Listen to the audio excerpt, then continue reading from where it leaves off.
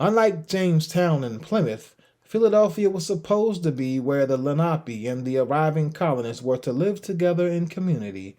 These are Penn's views on the Lenape.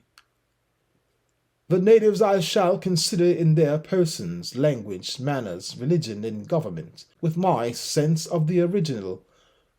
For their persons they are generally tall, straight, well-built, and of singular proportion. They tread strong and clever, and mostly walk with a lofty chin. Of complexion black, but by design, as the gypsies in England. They grease themselves with bear's fat clarified, and using no defense against sun or weather, their skins must needs be swarthy. Their eye is little and black, not unlike a strawdy-looking Jew. The thick lip and flat nose, so frequent with the East Indians and blacks, are not common for them, but in liberality they excel. Nothing is too good for their friend. Give them a fine gun, coat, or other thing, it may pass 20 hands before it sticks. Light of heart, strong affections, but soon spent. The most merry creatures that live, feast, and dance perpetually. They never have much, nor want much. Wealth circulateth like the blood, all parts partake. And though none shall want what another hath, yet exact observers of property. They care little because they want but little, and the reason is a little contents them. In this they are sufficiently revenged on us. If they are ignorant of our pleasures, they are also free from our pains. They are not disquieted with bills of lading and exchange, nor perplexed with chancery suits and exchequer reckonings. Don't abuse them, but let them have justice. At first glance, through the lens of historical hindsight, Penn's stance seems full of hypocrisy and doublespeak. However, when the 7-Year War, aka French and Indian War, erupted from 1754 to 63 CE, Quakers were spared the vengeance of Indians reclaiming ancestral lands towards the British, based on Penn's treatment of the Lenape. This is how the Quakers earned the title Friends. This chain of events says that the Lenape felt as if William Penn dealt with them honorably. Moreover, looking at the sum total of Penn's efforts, it is not difficult to see him as an entitled yet sincere, naive and idealistic bohemian, someone easily duped by placing unwarranted trust in a fellow bohemian cousin with nefarious intentions. When one reads Penn's instructions to Markham and studies what Markham actually did, it appears Penn's cousin may have set him up to fail. In instructions he gave to the commissioners William Crispin, John Bazar, and Nathaniel Allen, he told them the plan was for Markham, who was already there, to get land along the Delaware. He specified the area, upland, which is Chester today. The site should be where the water is most navigable, the land high, dry, and healthy. If there are other incoming streams, they should be navigable. At least 10,000 acres should extend from the port, and Penn detailed how the acreage should be surveyed and subdivided into sellable or rentable plots. Penn said to buy land in his name, but do not sell any. He also instructed not to offend the Indians, and to make sure whatever agreements made in Penn's name the Indians had in writing in their own tongue. Penn told Markham to buy from the Susquehannock, who he thought were the owners of Lenapehoking. He urged them to act quickly so other colonists do not take the prime land. And lastly, he asked to name the city Philadelphia. Markham did land in Upland upon his arrival. He made it a port of entry as instructed. However, the land Markham secured for William Penn is Pennsbury, located in today's Bucks County. More than 20 miles further north, upstream, its shores on the Delaware were sandy and the water shallow, definitely not suitable for docking or commerce. The neighboring stream, the Chamonix Creek, was not navigable, being far upstream, with no possibility of becoming a port. Pennsbury, although beautiful and loved by Penn, was an inefficient colonial manor that probably contributed to Penn's debt. Also, the land Markham had chosen to be Philadelphia was neither Upland nor Pennsbury. It was called Shaxamaxim, where the kings meet, a neutral zone for the natives, where they held council. As a neutral zone, it was a place all Algonquin speakers north beyond the Hudson and south below the Chesapeake, west to the Allegheny Mountains and east to the Atlantic could come to mediate and settle disputes. Even the Haudenosaunee Confederacy, Iroquois, and Susquehannock non-Algonquin tribes could come and meet in this neutral zone. Extending like spokes from this neutral zone were neutral trails going in all directions. As a neutral zone, natives did not live on or occupy this land and could not bring weaponry or engage in armed conflict on this land. Markham's crew was violating this tradition by establishing quarters there. However, because it was neutral land, the local natives could not displace Markham without violating their own protocols and laws.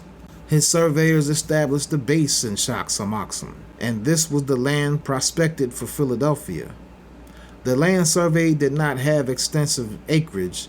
It was bound on its west side by another semi-navigable river, the Schuylkill. As a result, the surveyors plotted much smaller and fewer subdivisions for sale, rental, than Penn envisioned based on his instructions. However, it was perfect for a second port in addition to the port at Upland on the Delaware. This was a privateer's ideal setup for a colony. 2 ports within 10 miles of one another. Upland, Chester, would remain a port of entry, but a port was proposed and surveyed for the new city, Philadelphia, as well. The issue Markham faced when Penn arrived is that he had no actual deed showing ownership of this neutral land. There was no native who could legitimately broker Shaxamaxim with Markham either, because as a neutral zone, it was no single tribes to broker. This was the state of affairs when Penn arrived in 1682 CE. Markham needed Penn to attempt a treaty to occupy Shaxamaxim. Hence, the stage is set for so-called Penn's Treaty. Why did Markham want Shaxamaxim? There were other port sites with more adjacent land near Upland that were not neutral zones that he could have easily acquired. For better understanding of Markham's fuller intentions, one must know about Lenapehoking and the Elders of Humanity. Lenapehoking and the Elders of Humanity. The original inhabitants of what is now the Delaware Valley and Philadelphia called themselves the Lenni Lenape, which translates as the original people, the Elders of Humanity, grandfathers of the Algonquin. Lenape is actually a French twist on El Nope, the people. From what has been gathered from both documented and oral tradition, the inhabitants of Lenapehoking are considered grandfathers or elders of humanity because this land has harbored a refugee society from the times of fallen Atlantis, around 13,000 years ago. It is said this is one of the first regions post-Great Flood and subsequent Ice Age where fertile earth was exposed from glacial recession. From that time, this land has been immune from natural disaster, and none have occupied in this land for 13,000 years. It has been archaeologically proven that people have lived along the Lenape Delaware River in this area for at least 12,000 years, with some of the oldest remains found where the Sugar House Casino now stands. This ancient stock has absorbed successive waves of refugees over the millennia. Algonquin comes from the word Aligawanink, which means come together from distant places.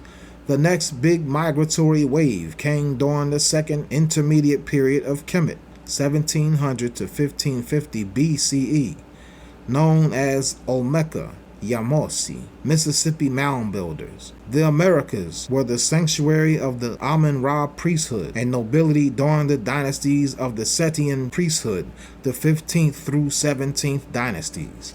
Their arrival in the Americas is what is known historically as Olmeca. The next significant migratory wave came during the Babylonian-Assyrian siege of Kemet and Canaan around 750 BCE through 500 BCE.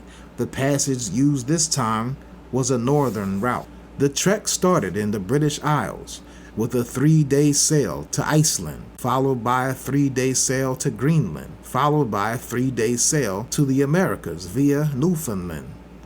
The trek could only be made during certain months of the year due to glacial waters and Arctic weather preventing safe travel.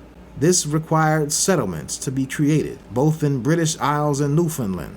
This wave is associated with the lost 10 tribes of Samaria, who were scattered throughout the earth, fleeing enslavement and decimation during the era of the prophets Jeremiah, Isaiah, and Ezekiel. Remnants of the 10 tribes to the north found safe harbor for hundreds of years on these shores. This wave will be explored more in Elias Boudinot's Start in the West. The latest big wave came from 1200 to 1600 CE during the expulsion of Rhodanites from Europe. This was traveled primarily by transatlantic routes, and it was this expulsion that made it possible for colonial European natives to circumvent Moorish fleets. That was made possible for colonial European navies to circumvent Moorish fleets, as well as establish colonial footholds in the Americas. This wave also introduced Moorish Islamic identity and affinity to the Empire of Morocco to the refugee society known as El Nobe. The Moorish, Rhodanite, and Islamic legacy of Europe, Africa, and the Americas have already been explored, but will be delved into more in the Star in the West as well. Algonquin speakers are related clans that share a common language. There are Algonquin speakers in the Western Plains, Cheyenne and Shawnee, Ojibwe, Chippewa, Canada, Cree, Blackfoot, Maliseet, and Micmac, and the South, Roanoke, and Lumbee. However, Eastern Algonquin offshoots of the Lenni Lenape, those that consider the Lenni Lenape grandfathers, include the Mohegan, Pequot, Narragansett, Wampanoag, Massachusetts, Nipmuc, Pennacook, and Quinnipiac. These clans inhabited the New England states. The Montauk of New York and Long Island are also offshoots of the Lenape. To the south of the Delaware Valley were Powhatan, who were amongst the first to encounter English colonists in Virginia, Nanticoke, Piscataway, Mohican, Chickacone, Wacomico peoples. All of these clans considered the Lenape as their grandfathers and Shoksamoxon as a federal capital. The Wampanoag of coastal Massachusetts played a key role of treasurer and mint money maker, in that they were the ones who supplied wampum, clam shells that were the currency of the clans. Purple wampum, sake, had great value. Similar to dollars, white wampum, wampi, had lesser value, similar to coins. Purple wampum was harvested by the Wampanoag at one of the most sacred sites in the Northeast, Aquina Beach in Nope Island, Martha's Vineyard, Massachusetts. Penn chronicles their money, which is made of the bone of a fish. The black is with them as gold, the white, silver. They call it all wampum. Wampum was often fashioned into beads and strung into sacred belts that recorded oral traditions, affirmed agreements, and sealed families in marriage. The Algonquin name for Long Island, Sawanaki, referred to the rarest wampum, black wampum. The Montauk of Long Island were custodians of black Sakawampum and held special position within the Federation like the Wampanoag. Long Island, Sawanaki, was a secondary capital where northern Sekim's chiefs, sheikhs, could also meet to resolve issues. Montauk translates as place to meet and observe. The Montauks were custodians of a council rock, as well as sacred mounds at the northern tip of Long Island in the current city of Montauk. The land of the Lenape was called Lenapehoking. This land encompassed the Delaware Valley from Philadelphia north through Trenton all the way up the Delaware Water Gap. It also included all of New Jersey, as well as the lower Hudson Valley, southwestern Connecticut, and Long Island. There were two distinct dialects spoken: Unami, downriver, spoken in Delaware Valley, and Munsee, Rocky Land, spoken in the Water Gap, northern Jersey and New York. Beyond the two dialects, the Lenape were organized into three matriarchal clans, the Wolf, Turtle, and Turkey clans. These matriarchal clans are how one earned birthright to share in land, as well as arranged family to avoid inbreeding. The Turtle clan was considered the elder clan, hearkening back to the Black Turtle clan, the elder clan of the Mississippi Mound Builders. The Sachem and the Queen Mother of the Turtle clan were paramount chiefs for the Lenape, as well as all Algonquin of the northern and mid-Atlantic coasts. It was the Turtle and the Wolf clans of the Lenape who dwelled in what today is Philadelphia. The fact that this is the land of the Turtle clan may be why the name Tulpehocken, Turtle Land, became associated with parts of the city. They called the land Shaxamoxon, the place where the kings meet. This was the capital of the Algonquin of the East Coast, the place where they held council with sachems from throughout the various clans is modern Penn Treaty Park on the Lenape-Hanna Delaware River at Shaxamoxon Street and Columbus Boulevard. The Lenape had two large settlements to the north and south of Shaxamoxon. The one north continues from Shaxamoxon, Penn Treaty Park, through Kensington into the Frankfort section of the city, around where Northeast Catholic High School is today. This area was an extension of Shaxamoxon and was the largest community of Lenape and a hub of Lenape life. To the south of Shaxamoxon is the contemporary Queens Village. South Street area was another center of Lenape residence called Wekikensiki, place of pine trees at the creek's mouth. This may be where modern-day Pine Street arrived its name. Beyond these two main settlements, there are at least 6 other Lenape communities in greater Philadelphia. Lenape settlements in the area: Aronimink, by the Beaver Dam, the area; Mill Creek and Belmont; Coquanac, grove of tall pines; Laurel Hill in North Philly; Nittibakunk, place of the warrior; East Falls, Germantown; Passyunk, in the valley, where the Lenape-Hanna Delaware and Manayunk Schuylkill rivers meet; Pimapaki, land of lakes; Pennypacker Park; Paquissing, place of mice, far northeast, Byberry; Shaxamoxon, where kings meet, Penn Treaty Park; Wekiquenski, pine trees at creek mouth, Queens Village, South Street. Trails crisscross throughout greater Lenape-Hoken, connecting these communities. Ancient outlines for several modern avenues we use today: Germantown Avenue, Spring Garden Avenue, Passyunk Avenue, Ridge Avenue, Hunting Park Avenue, Castor, Stenton, Godfrey Avenue, Delaware Avenue, Columbus Boulevard, Frankfort Avenue are the major avenues used today that were once Lenape trails. Notice all roads spoke outward from Frankfort, Kensington, Shaxamoxon. A very important trail for its subsequent developed roadways is the Delaware Avenue, Columbus Boulevard, Frankfort Avenue Trail. This indigenous path is the foundation of Route 1, the north-south passage along the East Coast that I-95 has morphed into. The Lenape used this passage to travel north to the Delaware Water Gap and connect with the Muncie. Trenton was a very important point along the Lenape Trail because it was a point of shallows along the Lenape-Hanna River. It was a place where one could more easily traverse the river and travel northeast to the Muncie of North Jersey and southern New York.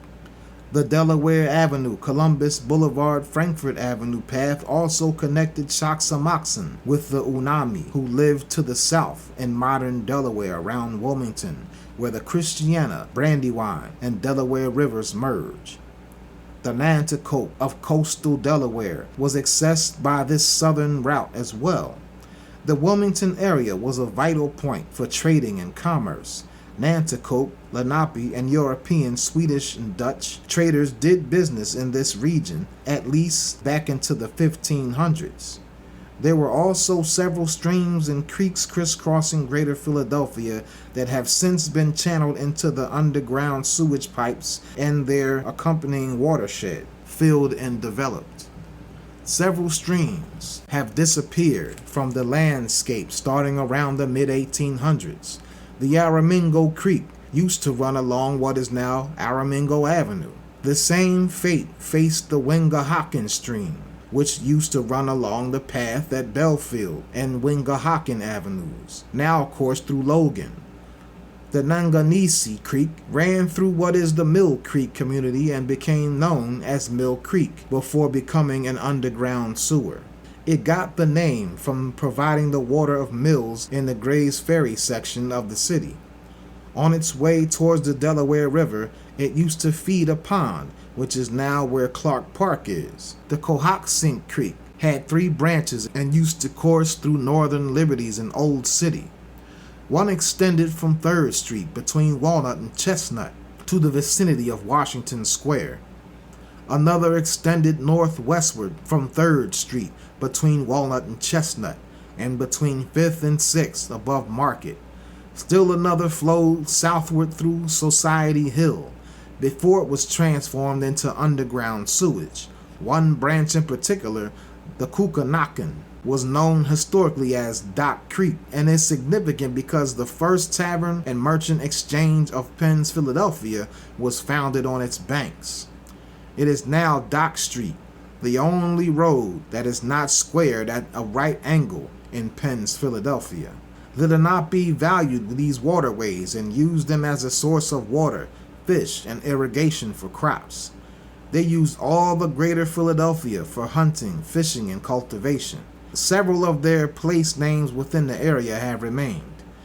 Aramingo, Wolf Walk, King Sesson, place of a meadow. Manayunk, place we go to drink, original name of Schuylkill. Montua, Spirit Frog.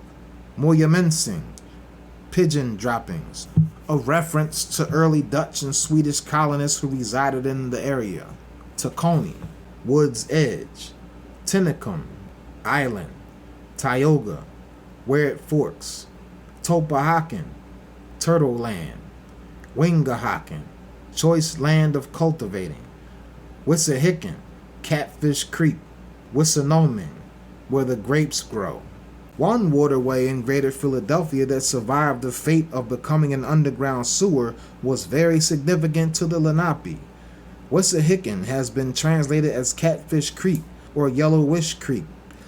Its valley is a place where ceremony and council were held by the Lenape. There's a tradition that survives that says if a Lenape child was born during the year, she would not receive a name until the spring equinox. At this appointed time, the Lenape would gather in a large field where the current monetary stables and I.M. temple are located. Here they would hold ceremony and commune with ancestors to receive the names of the newborns.